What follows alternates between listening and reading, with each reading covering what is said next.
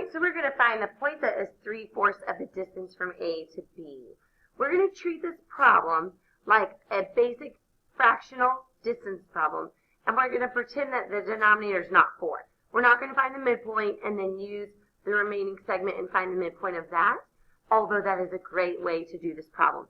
I want to do this problem as if the fraction was 2/7 or 3/5, where we couldn't really do it any other way. So we're going to start by finding the coordinates of the end point. So find the coordinates of A and B so we can get started finding the point that's 3/4 of the way from A to B. All right, so the coordinates of A are 1, 1, 2, 3, 4. Coordinates of B, 1, 2, 3, 4, 5, 6, 7. 1, 2, 3, 4. So 7, -4. So those are our end points. That's where we're going to begin when we work on it. Okay, the next thing that we want to do is we cannot find a length and multiply it times 3/4. As awesome as that would be, that's not practical because we can't count diagonally. That would work if it was on a number line, but we can't do that diagonally. So we're going to have to work with the x's separate from the y's because we are allowed to count horizontally and we are allowed to count vertically. So we're going to find delta x and delta y. So that's step 1. We can find this by counting the blocks, the units, or we can find this by using our coordinates, the 1 and the 7 and the 4 and the -4. Doesn't matter either way. Delta x, 1, 2, 3, 4, 5, 6. So to travel from A to B, I go to the right 6. So I put 6. To go from A to B, I travel down 1, 2, 3, 4, 5, 6, 7, 8. I'm going to go ahead and put -8 since we're traveling down 8. But if you want to add the negative in later, that's fine too. Okay. Now, I don't want to go right 6 and down 8. I want to go right 3/4 of the way and down 3/4 of the way. So we're going to multiply both of these times 3/4. Do it. So remember, A is our starting point from A to B. So we're starting out at 1/4, and we look at our delta x. 6 times 3/4, we get 4.5. So I want to start at 1. 1 is my x value, and I want to travel 4.5 now instead of traveling 6. -8 times 3/4 gets us -6. Good.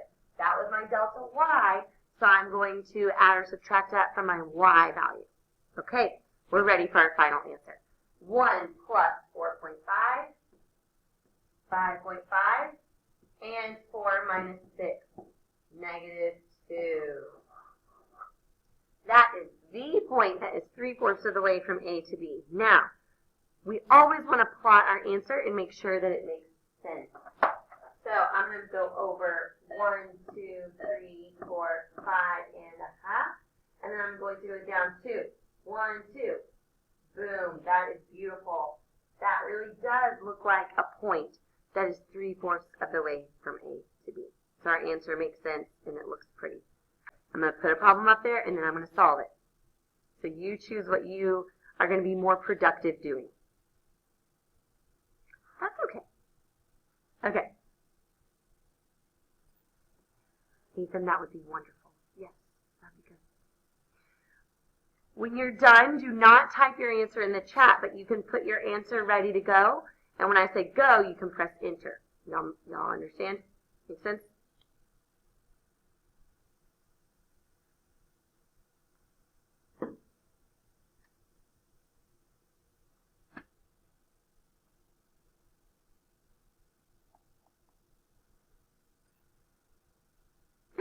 Yes, very good. The answer is 4.5, comma, -2.5. So yes, midpoints can be decimals. In this problem, they definitely were. So you add up your x's and divide by 2. You add up your y's and divide by 2. And just make sure, if you're not doing this by hand, if you're putting it in the calculator, you need to protect the numerator with parentheses. So when you enter that in your calculator, you need to enter it like this. if you're entering it all in one stream. Make sure you protect your numerator. Okay. You are given the midpoint, 3, negative 5, and the end point, 8, 10. Find the other end point. Go. Good. The answer is negative 2, negative 20. Lots of negatives today. All right, so remember that when you're looking for an end point, you can circle things and underline things on your test. When you're looking for an end point, you need to do leapfrog. That's what we nicknamed it, leapfrog. Now, a lot of people on their quiz last week, they did leapfrog, but they did not put the midpoint in the middle. The midpoint that you're given, even if it's listed first, the midpoint needs to be placed in the middle when you are conducting leapfrog. Careful. All right, so I'm going to leap from 8 to 3. Leap, leap. When I do that, I go backwards 5, negative 5. So I'm going to leap the exact same amount again, 3 minus 5. If you're scared of working with negatives and things like that, you can do 3 minus 5 in your calculator. More than allowed to do that. Okay, we're going to leap from 10 to negative 5. That's a pretty far leap. We're trying to find the distance between 10 and negative 5. That is going backwards 15. So we want to go backwards 15 again. Negative 5 plus negative 15 is negative 20. All right. Next problem. AM is 3x plus 5. MB is 2x plus 10. AB is 45. Is M the midpoint of AB? Very good. M is not the midpoint of AB. So we're going to treat this like it's not a midpoint problem. We're going to do part plus part equals whole. We're going to combine like terms. 5x plus 15 equals 45. We're going to subtract 15 from both sides because we love algebra. And we're going to get, what, 30. X is 6. Beautiful. X is 6. Now, how do we even figure out if this thing is a midpoint or not? We plug it in. 3 times 6 plus 5. 2 times 6 plus 10. Oh my goodness, it was so close to being a midpoint, but it was not a midpoint. Good job, the answer was no. I don't think we need to do this problem, but let's be thorough. Let's do it just in case. AM is 5x plus 4. MB is 10x minus 2. AB, the distance from A to B is 122. Find the length of segment AM. Y'all are so cute. Okay, yes, AM, the distance from A to M is 44. So this is a segment addition problem. AM plus MB equals AB. We are getting so good at solving for X, combining like terms. Well, you were already good at it. 4 plus negative 2. Subtract 2 from both sides. What did y'all get for X?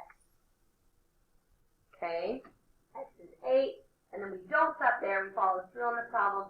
AM is what they're asking for. So 5 times 8 plus 4. So 40 plus 4. 44. What's AB? Yep, MB is 78 if you wanted to plug it in or subtract 122 minus 44. All right, next problem. This was on your partner quiz. Basic, easy, number line, find the midpoint. Go. Don't type it yet. So no matter how many times I give this problem, I feel like it's the same misconception every time. Midpoint. A point, you learned in Unit 1, is a dot. It is a location in space. Is a midpoint a length? No. A midpoint is not a length. It is a location. To find a midpoint, it is so basic. It is so simple. You add the numbers up and you divide by 2. It's finding the middle of two numbers. What point is in the middle of negative 10 and 42? So you add them up and you divide by 2. The midpoint is 16. The answer is 16. but I want to go over why some of you put 26. When you have a midpoint, you can then check your answer if you feel like it. You may check your answer. So I want you to find the distance from A to M. I want you to find the length of AM. Oh, so I subtract them, 16 minus negative 10. Oh, AM, the length. The length is 26. Is the midpoint 26? No, it's the length.